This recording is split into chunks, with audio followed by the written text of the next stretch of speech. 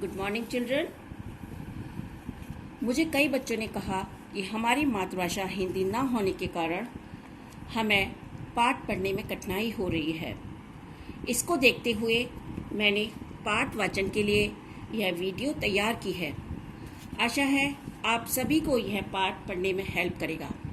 आइए हम पाठ पढ़ना शुरू करते हैं। पाठ का नाम है अनमोल रस्सी। बादशाह अकबर के दरबार में 9 रत्न थे। बीरबल उन्हीं में से एक थे। बीरबल एक विद्वान और बुद्धिमान व्यक्ति थे। वे अपनी चतुराई, सूझबूझ और हाजिर जवाबी के लिए प्रसिद्ध थे। अकबर उनका बहुत सम्मान करते थे और उन्हें बहुत पसंद करते थे। वे हमेशा बीरबल को अपने साथ रखते थे।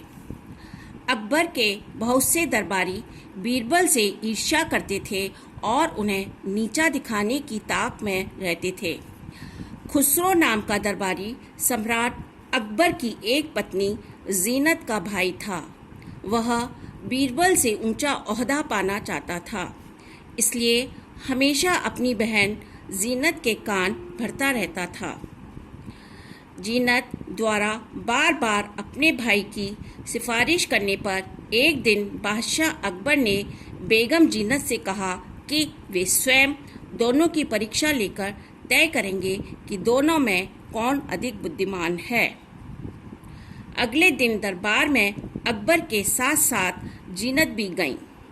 अकबर ने बीरबल और खुसरो दोनों के 2-2 गज रस्सी का टुकड़ा दिया और कहा, आप दोनों में से जो भी कल तक इस रस्सी के टुकड़े के बदले अधिक से अधिक धन कमाकर लाएगा, वही अधिक बुद्धिमान कहलाएगा। जीनत के चेहरे पर मुस्कान थी। उसने खुसरो को पहले से ही परीक्षा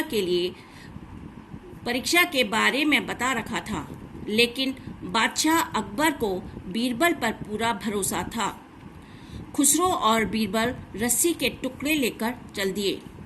खुसरो रस्सी का टुकड़ा लेकर नगर के सेठों के पास गया और बोला, यह रस्सी का टुकड़ा बादशाह अकबर का है। इसका मूल्य 50,000 अशरफियाँ हैं।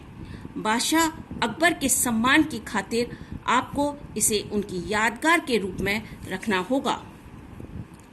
किसी भी सेठ को खुसरो की बात जची नहीं, लेकिन वे बादशाह के साले को नाराज भी नहीं करना चाहते थे।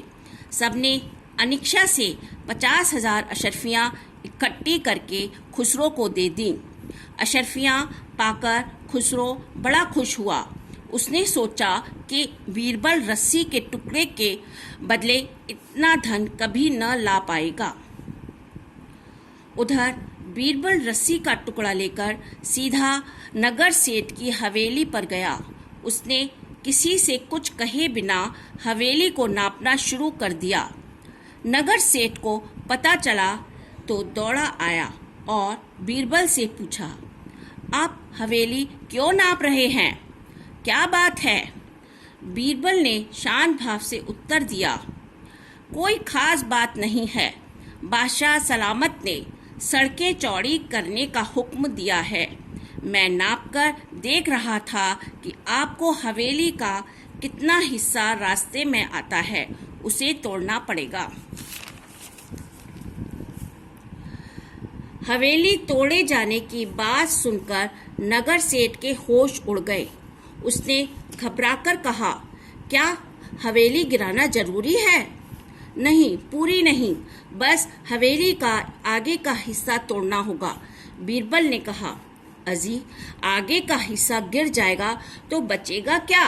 किसी की नाक काट ली जाए तो चेहरा सुंदर रहेगा क्या? सेठ ने कहा। बीरबल बोला, देखिए सेठ जी, बादशाह का हुक्म है, मैं क्या कर सकता हूँ? नगर सेठ दुखी होकर कहने लगा, मेरी तो लाखों की हवेली खाक में मिल जाएगी।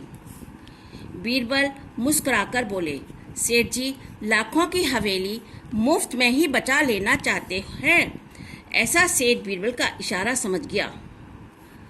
वह हवेली के भीतर गया और उसने अशरफियों से भरी एक थैली लाकर बीरबल को पकड़ा दी। इसी तरह बीरबल ने नगर के कई सेठों की हवेली पर जाकर वही चाल अपनाई और उन्हें मूर्ख बनाकर 5 लाख अशर्फियाँ जमा कर लीं। अगले दिन दरबार लगा। खुसरो 50,000 अशर्फियाँ लिए दरबार में मौजूद था। बादशाह अकबर दरबार में तशरीफ़ लाए। उन्होंने इधर उधर देखा, उन्हें बीरबल कहीं दिखाई न दिए। जीनत के चेहरे पर मुस्कान थी। खुसरो ने आगे बढ़कर 50,000 अशर्फियाँ अकबर के सामने रख दीं। तभी बीरबल दरबार में उपस्थित हुए। उन्होंने रस्सी का टुकड़ा अकबर के सामने रख दिया। अकबर ने हैरानी से पूछा, क्या तुम खाली हाथ आए हो बीरबल?